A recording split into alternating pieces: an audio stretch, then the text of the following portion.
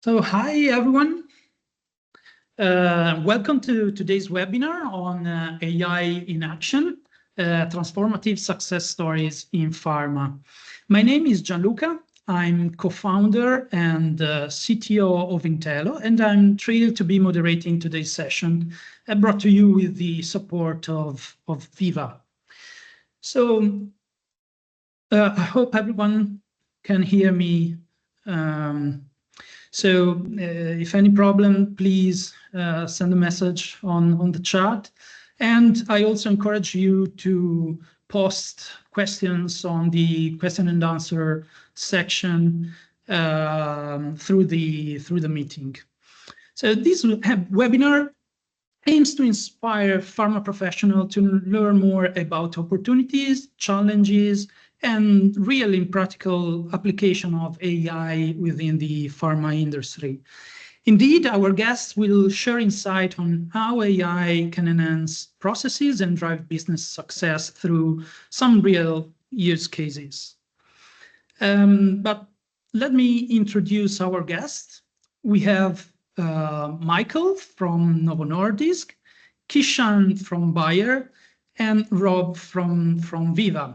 And please, guys, introduce yourself. Let's have a round of introductions. I can start. So, hi everyone, I'm Michael. I work on the content excellence and innovation team.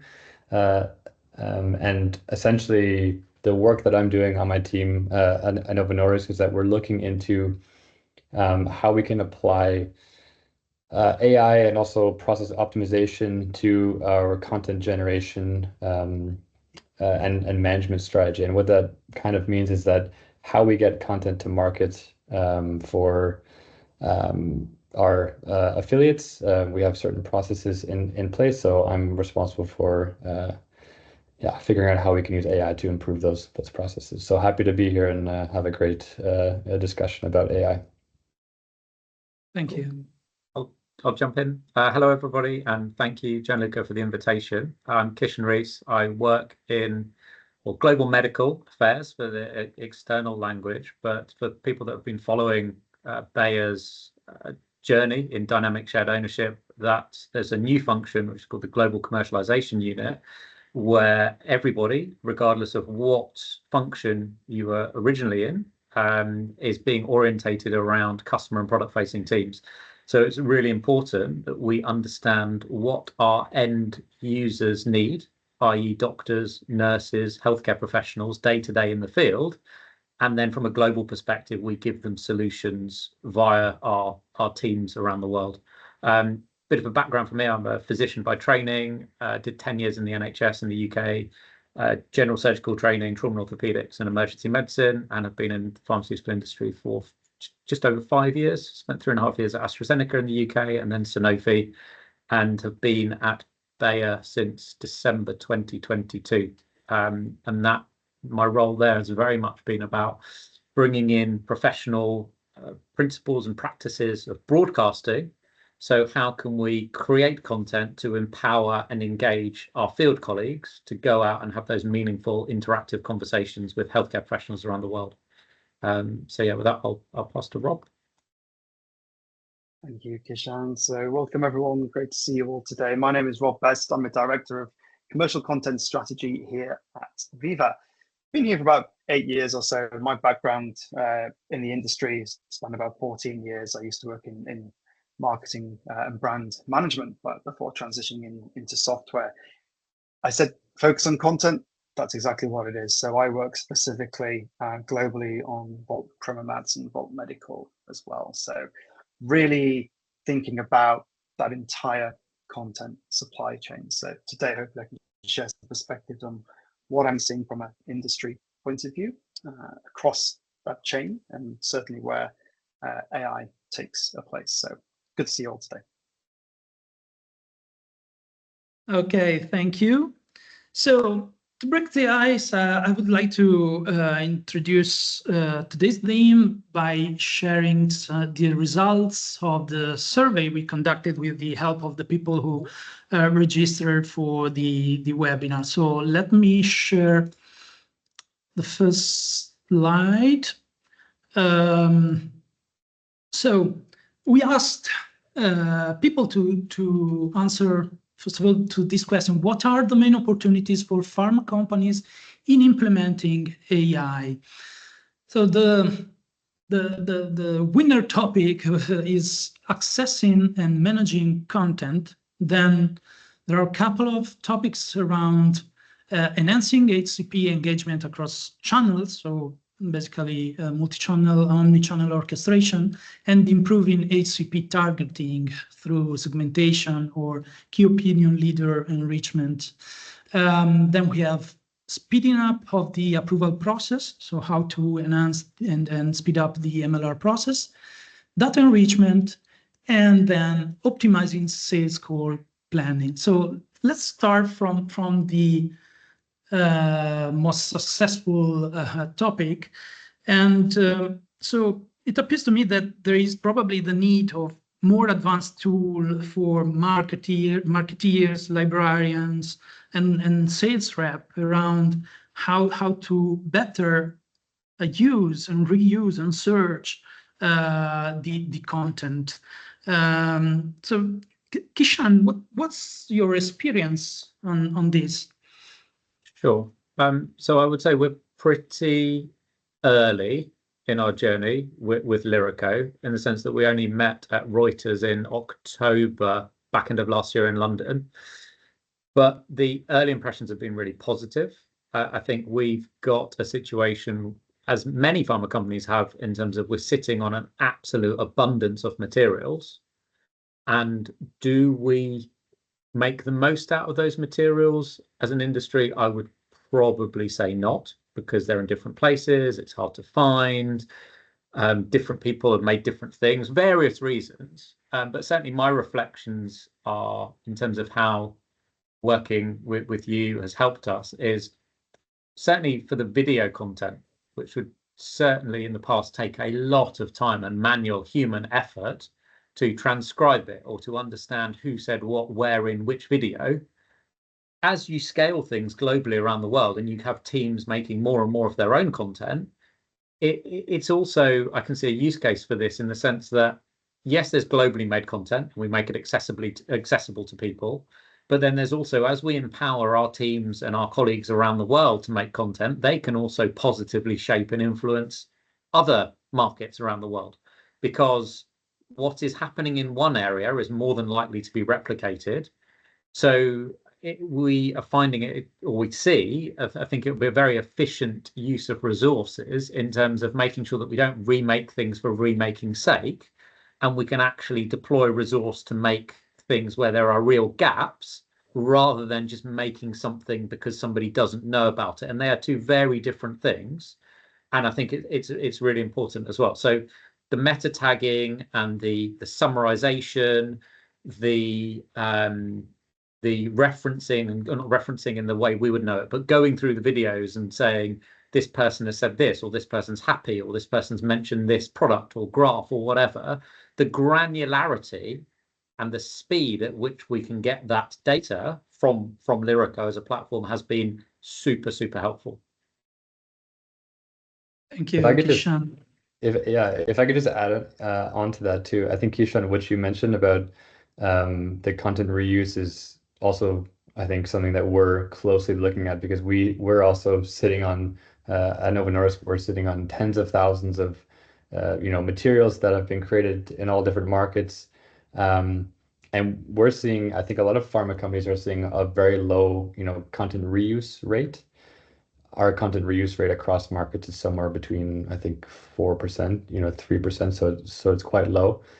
So I mean, we're exploring ways to raise this up, and one of those is to make the content more accessible, and you can do that in any number of ways. You could create a searchability chatbot to help people find content, but at the end of the day, you need to have your content accurately tagged, and that's why I think content tagging is super important for us. We kind of see that as like the foundation upon which to build other AI solutions, because we can't expect brand managers to be manually tagging content with the granularity that we need to be able to quickly find it. So I think content tagging, especially with Lyrico, is super important. I mean, the Lyrico platform has been really helpful for us to be able to get that sort of granularity so that our brand managers can find content instead of having to create everything from scratch.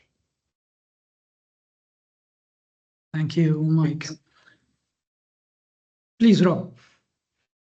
Just going to build on top, I think, of what also has been said there. But, you know, I think underpinning this is the fact that content taxonomy is really crucial across this, right? You know, connecting content and data, but without stating the obvious, you know, the industry right now manages more than 300,000 types of content. So that's like document types. So when we want to connect the content ecosystem to deliver more personalized engagement, next best content, it's difficult. So as we start to look forward and establish things like the commercial content taxonomy for life sciences, it's starting to create this, again, better, more global taxonomy, which to me, especially being a little bit obsessed with MLR and finding ways to speed that up, becomes paramount, because then we can start utilizing some of the new technology to help that process. Because I think it comes to three things there, and that is around kind of accelerating, automating, and simplifying to get that better quality content to market. Please, Kishan. Thank you. And just to add on Rob's point, I think the thing that I was scrolling about, accelerate, automate, and simplify, that's so true from a metadata perspective as well, because we've found by feeding our content through Lyrico, what it's done is it's allowed us to up the quality of our metadata, so that from an audit and a compliance point of view, that's obviously important, but also from a reusability and a sign-off point of view. In the past, in our processes, we always had things, so globally, we would say reference tag documents, for argument's sake, as an example, so that countries could pull that through and they wouldn't have to do the labor-intensive work of reference tagging materials. But then the same is also true. If we can help take away from the labor-intensive parts of filling out metadata, and we can provide a skeleton, a template, a draft that goes to Rob's point, a global taxonomy, a common language, so everybody is using the same ways of describing things around the world. Suddenly, the more you put into these systems, the more value that can be extracted across. I think Rob said the value, the content supply chain or the value chain, the more value that can be extracted at all levels by automating to a high quality things that previously were left to human, not chance per se, but you know, just two different humans will do that in two very different ways, whereas AI allows standardization, and then you can search it and optimize it and use it and build on it. I can't see Mike anymore. Oh, okay, here he is. So I think this topic is also connected with the next two topics about enhancing HCP engagement across channels and improving HCP targeting. Because if you have metadata attached to your content and you monitor the use of the content when sales reps share the content, or when content is shared across the different channels, and you can monitor that, you can put on some strategies around better orchestration and better segmentation of your audience. What do you think about this?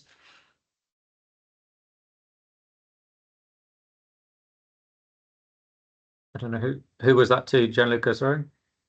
I don't know, Rob, or if you have any insight on that. Yeah, look, I think looping that back is imperative. I mean, that's flagged right here as, you know, the second highest as an opportunity. I think when I look at how the technology can help, we're looking at, of course, the ability to think about call planning, that segmentation, pre-call, post-call insights, that will then, and it will lead and does lead to the next best action as well, certainly for field force effectiveness. And also, again, that segmentation, right?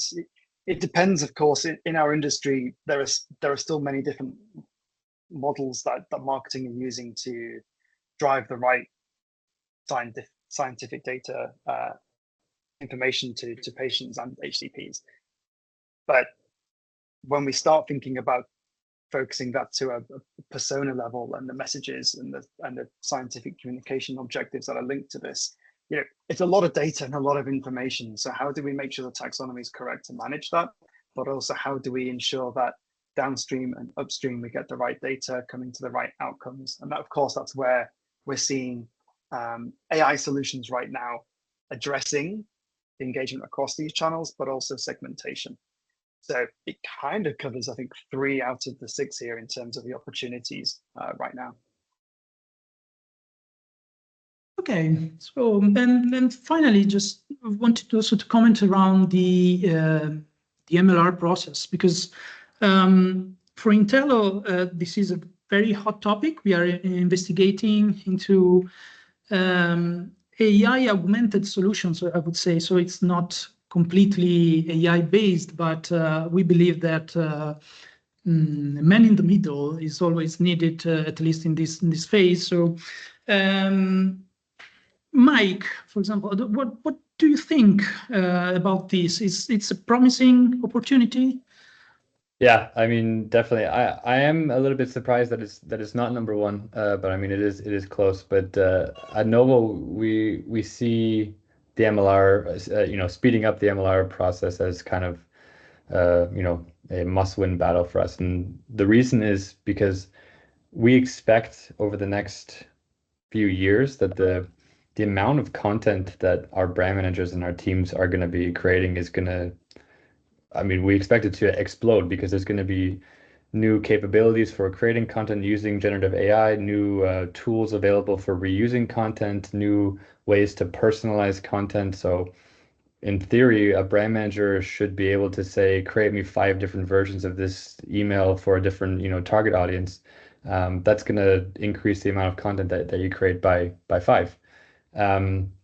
The problem there is that the MLR process, like with most pharma companies, relies on, reviewers who are sitting there and reviewing content, and sometimes checking content for things like spelling and grammar that they probably shouldn't be spending their time on. So our theory is that we can use AI to scan materials, so that before a brand manager sends the document for a review, that the AI can catch the sort of low-hanging fruit and the easier problems that happen, and we're investigating what are those most common problems, and that's missing anchor links, missing trademark symbols, spelling and grammar problems, so that by the time the reviewer gets a piece of content, the content should be in a good enough shape that hopefully the review takes less time.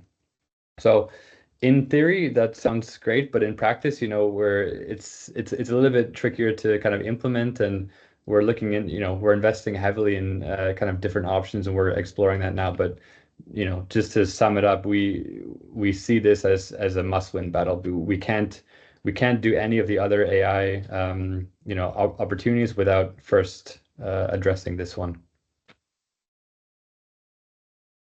I think just to build on that sort of to trigger a thought, I can remember that back in my AstraZeneca days, there was a phrase of how do you get things that are executive ready before you send it to senior management. And I think, wouldn't it be nice how do you get things from a medical signatory point of view to take that same level of due diligence and preparation as if you were preparing it for an executive board member, or so any kind of senior leader, in the sense that if you could treat medical and marketing and commercial reviewers, their time as such a precious commodity, so that by the time it gets to them, they're really focusing on the things where they add the most value and the most skilled at doing, then that can unlock significant gains in helping get content out to people around the world to watch it.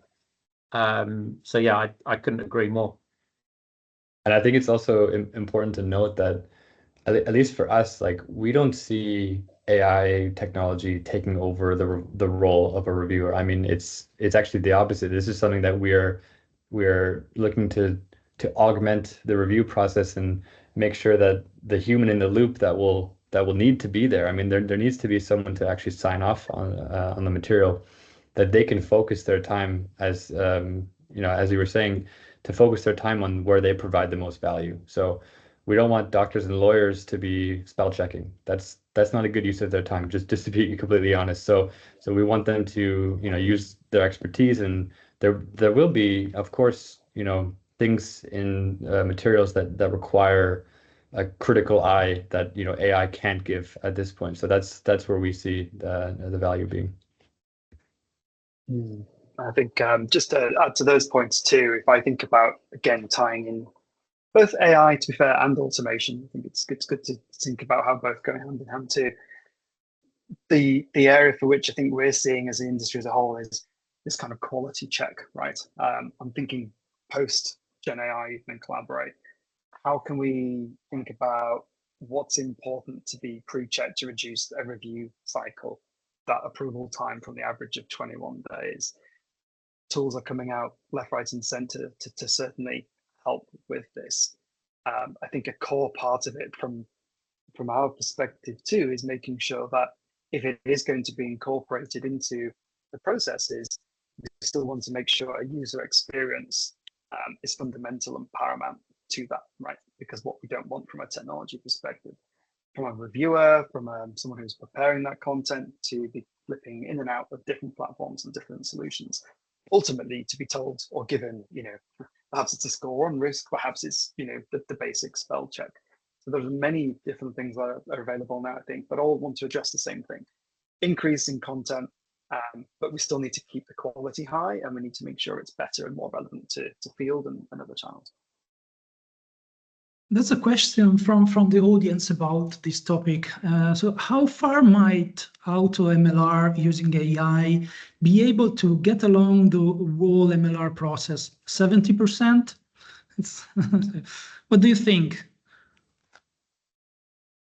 It's a good question. I mean, I think it's hard to put a number on it, but at least I can maybe not talk about the number, but I can talk about the approach that we're taking when we're piloting, something like this. So we, of course, are doing a lot of analysis on our current MLR data. So how long does it take to get, how long does it take for the MLR review to actually happen? Breaking that down by market, breaking that down by brand, breaking it down by review type, and also diving deep into the comments themselves. So looking back at all of the content that we've ever produced and all of the review comments that have ever been added, and actually using AI to group those comments into different clusters. So once we did that, then we realized, okay, there's actually there's themes here. There are some things that happen more than others, and some of them are easy for AI to detect, and some of them are not so easy. So for us, it's about just identifying what are those fairly easy, low-hanging fruit things that AI can catch, and how does that translate into the amount of time saved. I can't answer that question yet, but in the piloting phase, we will be able to see, okay, if we address, let's say, 50% of the issues that are covered, how does that translate into time saved? I'm hoping that it translates to a lot of time saved. And when you multiply the tens of thousands of MLR reviews that happen over the course of a year, I mean, I think the numbers add up quite significantly. So anyways, it's kind of a non-answer because I didn't give a number, but that's the approach that we're taking. Yeah.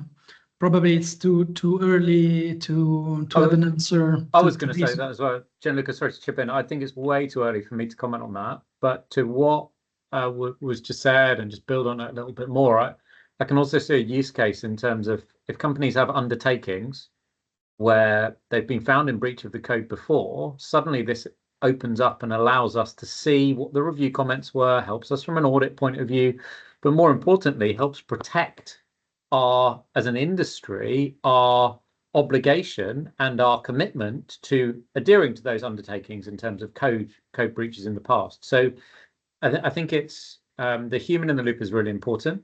I think the nuances of AI can do some of the grunt work, but largely, certainly the generative elements are very much like an enthusiastic intern.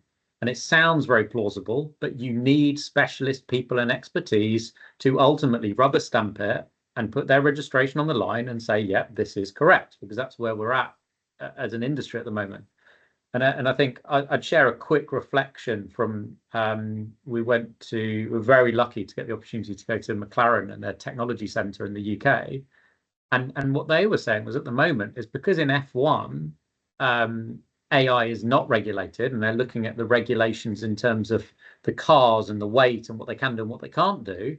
They're taking that view that they want to accelerate, to get an F1 pun in. They didn't quite say accelerate, but they wanted to, really run with it and see what they can do and what they can't do with AI, because they're seeing this as a learning opportunity, because that regulation they feel is coming. And I think that regulation is going to come across industries, across sectors. I think it has to. So the early adopters and the people that are playing with these tools and learning with them in a safe, controlled environment stand to benefit quite substantially in the medium to long term. Yeah.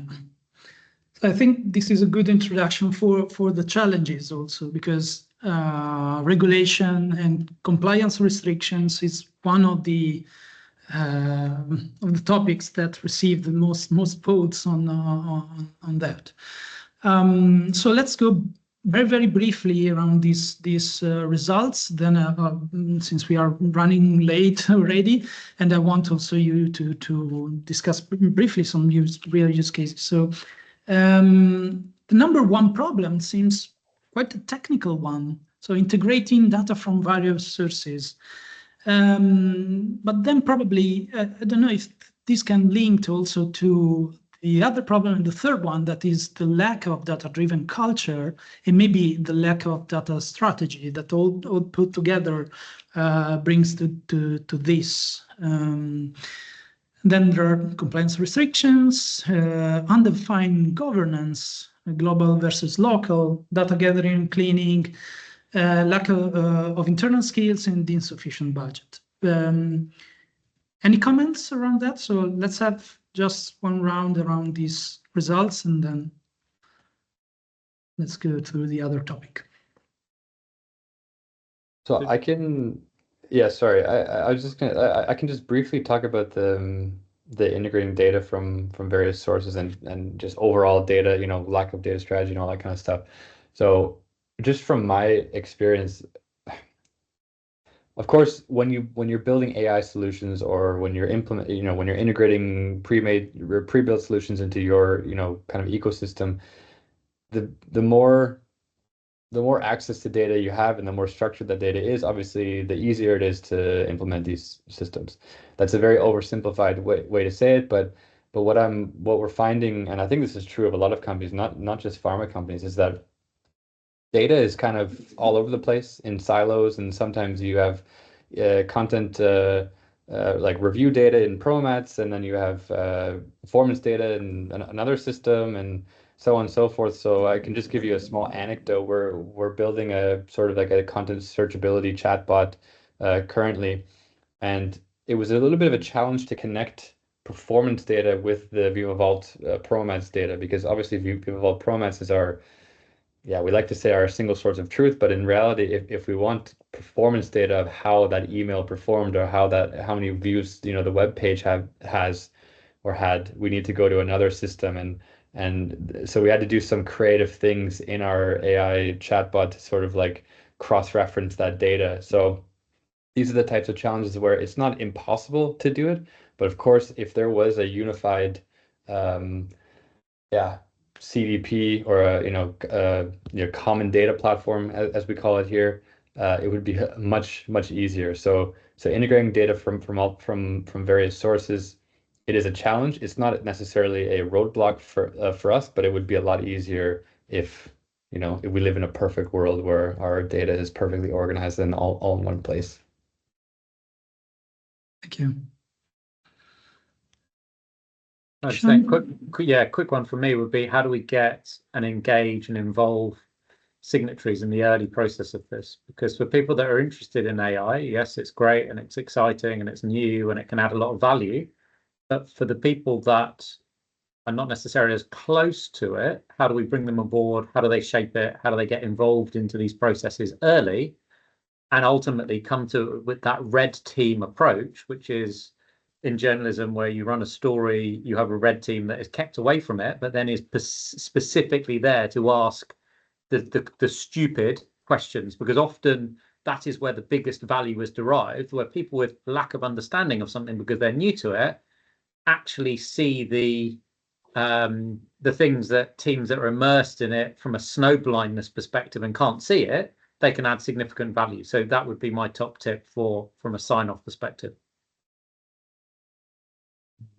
That's a really good point. And just to finish then, I think to that, when we talk about signatories, I'd struggle to find anyone in the industry right now who says, would say no to, do you want faster, compliant, personalized content? Of course we do. And yes, AI, yes, our product and partners serve that, but involve also that MLR group in things about understanding how you automate the review process, tier-based, utilize potentially modular content with pre-approved content. So then again, 70% of the time isn't looking at the wrong thing and utilizing things like auto claims. There's all these sorts of things that MLR teams can actually benefit from. Sometimes they might not be aware. That could be because it's not enabled at a regional level from a technology perspective. So this is also why we've been at Veeva at least introducing things like the AI partner program to ensure we simplify these integrations for the industry, to ensure, again, the right data can be pushed out, but also pulled in for better insight. Thank you. So if you still have other 5-10 minutes, I would like you to maybe tell a bit about one real use case or some POC you are working on in your companies. Michael? Yeah, sure. I can briefly talk about. I did briefly talk about this chatbot that we're working on. I mean, to be honest, I don't really like the term chatbot, but it is that's kind of what it is. It's like we're working on something that is similar to ChatGPT, powered by one of the frontier models, but crucially connected and fully integrated into Veeva. So the purpose of having this chatbot is not just because it's a shiny new toy and it's fun to work with AI, but it's serving the purpose of making our content more accessible to brand managers, and crucially allowing them also to take action on this content. So the kind of workflow that we imagine would be that you would enter this chatbot and it would look similar to ChatGPT, and you might ask a question for show me high-performing emails for brand X. And then it would be able to search through PromoMats and find a few emails that, like I mentioned earlier, taking performance data from another system and correlating that with the Veeva data and then combining that into the chatbot and giving a result back that the user can, maybe they have 5 emails to pick from. They could select an email, translate it into their own language, modify it, interact with it using natural language. So not using filters or, clicking through, but rather like talking to the content. And then once they're happy with this content and they have it translated to their own language, then they could make a copy in Veeva. And then that way we can sort of make it a little bit easier. And there's a reason why we want them to make a copy. And one of the reasons is that we want the relationship in Veeva to be set so that we can see if global content is being reused. And also it's a lot less work from a metadata standpoint. If a job is copied, then the metadata doesn't have to be re-entered. And the third thing is that, of course, it's less work and cheaper to reuse content than it is to go to your agency and create something from scratch. If we already have a similar email for the same brand that's just in another language, why shouldn't we provide the tools that our brand managers need to then create the first draft of that. I mean, we're not expecting to have something, MLR, ready, but at least to help them create that first draft. And then the next step of the content supply chain would be sending that to the MLR review tool. So that would be sort of, how we would want the user to go through that journey. So that's a sort of real world use case that we're going to be piloting soon. And yeah, we're super excited about it, but maybe in the next time we meet, we can talk about, results from that pilot. Yeah, thank you. And Kishan, same question. Yeah, sure. So a couple of quick ones, and these aren't projects that I'm involved with, so we'll be giving the appropriate shout outs to people. So there's one thing in manufacturing and supply. Theodora is working a lot in terms of AI and data in terms of optimizing those processes. And there's also a lady called Anna Casanovas who, to build on Michael's point about if we've got stuff in Veeva or content in Veeva, how can we, she's got this tool that compares for similarity and understands whether it's been used before or hasn't, or how it's been changed. So those are just two people that spring to mind that are using AI. And I think for lots of the audience and lots of the people on the call, there will be pockets of people in your businesses and organizations using AI, as we have for an industry for many years in drug discovery. But it's only post ChatGPT November 2022 that suddenly people have actually realized, oh, hold on a minute, this could actually help me in our stuff. So in our day-to-day. So I think one of the things that I really enjoy is coming on these events and learning from other companies, but also seeing in the attendees and seeing the people that I've seen people here that I didn't even know worked at Bayer. So obviously I've reached out to them and said hello, and that, so it's that internal networking and collaborating to understand where those pockets of excellence and innovation are, so that they can be aggregated up and cascaded on a global level for maximum impact. And how are you monitoring the success of your POC around AI or projects around AI? So, do you want to go, Michael? Or? Yeah, I can just quickly say that content reuse rate for us is the number one. I mean, there's a few different qualitative and quantitative ways that we can measure the results, but for us, content reuse is number one. So we have a dashboard where we're able to filter by content reuse rates across markets and brands, and our hope is that we can raise that significantly. But of course, that's not the only thing that would tell us that if these POCs were a success. I mean, first and foremost, we need to talk to the people that are actually using these tools and ask them, more qualitative questions like, is this helping you achieve your goals? Is this something that you could see yourself using in the future? Because if we're just measuring content reuse, we may not get the whole story. There could be other factors, or it could be that it does raise content reuse, but the people that use the tool, they don't like it, or something like that. So we're taking a sort of multifaceted approach. We're doing it very carefully. Kishan, you mentioned something about testing and red teaming to make sure that when you create things like this, you're really putting it through the ringer and trying to break it and trying to get it to give responses that may not be something that you want people to see. And so that's also part of the process for us, is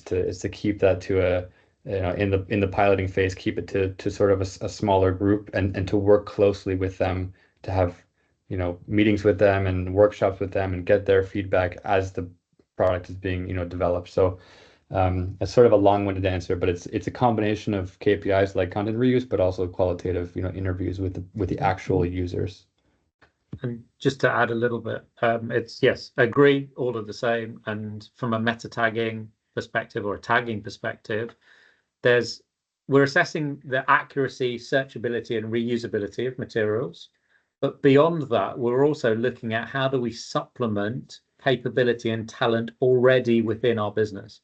So again, we've got a unit called Powerhouse AI, and a colleague there called Ryan Field is doing some of this work already. So it's how can we then look at Lyrico, how can we look at partners, providers that can collaborate with us and add value, so we're not duplicating what somebody is already capable of and doing internally. So I think it's connecting the dots on a level that is more than just in the weeds on the actual day-to-day use of this tool, but it's how does that tool plug into a broader ecosystem and play well with systems, processes, people that have capability and talent and are already doing it in various stages. Thank you. And last but not least, Rob, can you share about the Veeva perspective regarding the AI adoption? You mentioned the AI partner program before. Yeah, sure. So I referred to before the content supply chain, right? And I'm kind of thinking right back at the beginning, from strategize and planning right through to insights and optimization.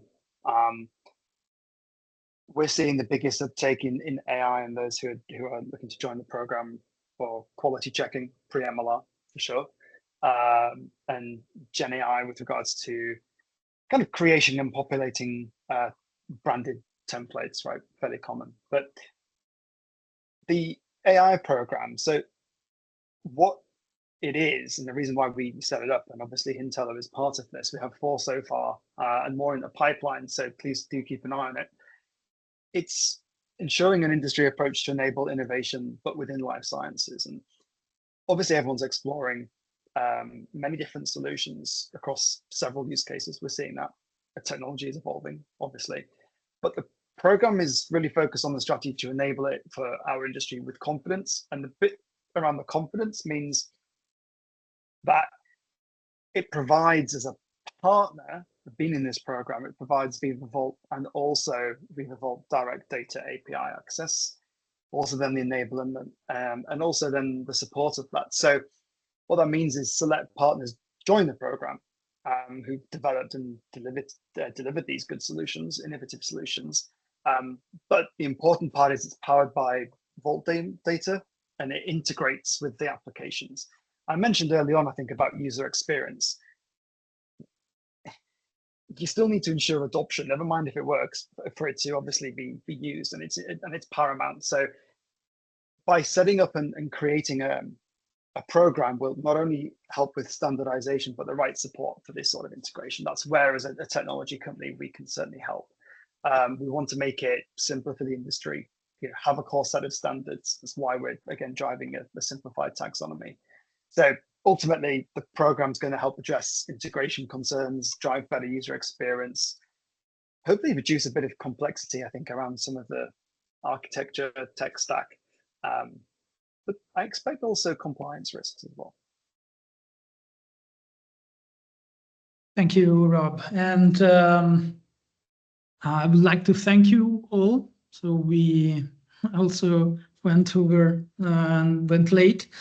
So I want to thank our speakers for their insightful contribution and all of you for participating to the webinar. And we look forward to seeing you at our next webinar, which will further explore real-world AI use cases in pharma. So thank you all, and have a nice evening and afternoon. Thank you. Bye. Thank you. Bye. Take care. Bye. Bye.